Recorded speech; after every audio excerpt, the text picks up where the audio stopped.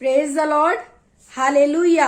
जीवित परमेश्वर को आज के दिन के लिए एक बार फिर से धन्यवाद देते हैं। आज खुदावंद ने हमें नया दिन दिखाया है, अपनी सांसें दी हैं। इन सब बरकत और इन सब आशीषों के लिए खुदावंद को धन्यवाद देते हैं। एक खास बात आज खुदावंद ने मुझे सिखाई है और मैं चाहती हूं कि आप भी इस बात को सीखें। नीति वचन 3 उसके 5 में लिखा है, तुम अपनी समझ का सहारा मत लेना, वरन संपूर्ण मन से यहोवा पर भरोसा रखना। हम कई बार अपनी समझ का सहारा जहां पे भी लगाते हैं वहां दिक्कतों में, परेशानियों में पड़ जाते हैं और उसके साथ साथ उस परेशानी में भागीदार हमारे अपने भी हो जाते हैं। ऐसा ही कुछ बाइबल में लिखा हुआ है। उत्पत्ति 5 उसका 4 और 5 में इस बात का जिक्र है।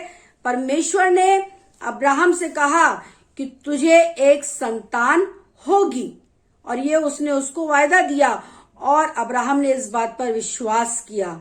पर जानते हैं, उत्पत्ति 6 में जब सारा ने इस बात को सोचा कि मेरे पास कोई संतान नहीं है, अब्राहम का कोई वंश नहीं है, तो उसने अपनी समझ का सहारा लिया और जो नौकरानी उसके घर में थी, जो दासी 10 साल से उसके साथ उसके काम काज में हाथ बटा रही थी, उसने अपनी समझ का सहारा लेके उस हाजिरा को अब्राहम के पास भेजा ताकि वो उसकी पत्नी ठहरे और उसके बाद वो अब्राहम के वंश को जन्म दे।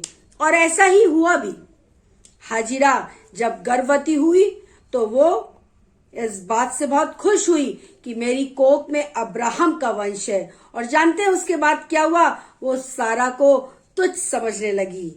वो दासी जो सारा की सेवा किया करती थी, आज वो सारा को ही तुच्छ समझने लगी। सारा की इस नासमझी की वजह से इन सब दिक्कतों का सामना सारा को करना पड़ा। और उसके बाद क्या हुआ? उसने अब्राहम से कहा कि देख, जिसको मैंने तेरे लिए भेजा आज वही मुझसे चिढ़ने लगी। अब्राहम ने कहा वो तेरी दासी है, तू जैसा चाहे। और उसके बाद सारा उसे सताने लगी और जब उससे वो दिक्कतें बर्दाश्त नहीं हुई तो हाजिरा वहां से भाग निकली। अगर हाजिरा वहीं दासी बनी रहती, सारा ऐसी कोई गड़बड़ी ना करती, सारा अपनी समझ का सहारा ना लेती, तो शायद अब्राहम के एक ही संतान होती, इज़हाक। और उसके बाद क्या हुआ? इज़हाक की पत्नी रिबका, उसने भी अपनी समझ का सहारा लिया। जब एसाव और याकूब जुड़वा उसके कोख से जन्मे तो उसे याकूब से बहुत प्यार था क्योंकि वो छोटा था।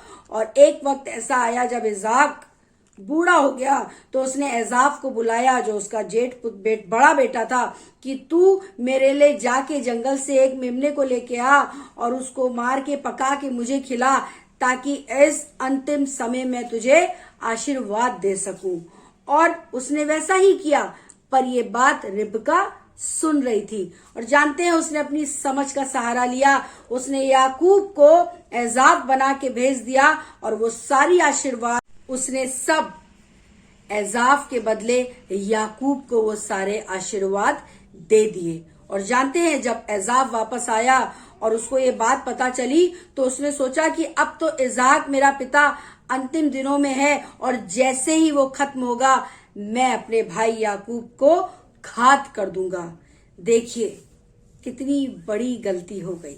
और उसके बाद रिबका ने डर के मारे याकूब को उस जगह से भेज दिया कि तू अभी चला जा, जब एसाव का गुस्सा ठंडा हो जाएगा तब मैं तुझे वापस बुला लूंगी।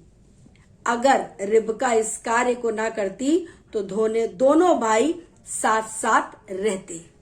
कहने का तात्पर्य यही है कि जब इंसान अपनी समझ का सहारा लेता है तो वहां पे सिर्फ और सिर्फ नुकसान ही होता है।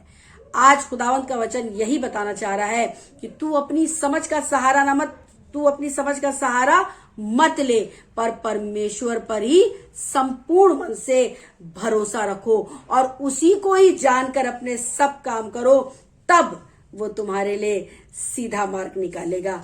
आमीन। Praise the Lord.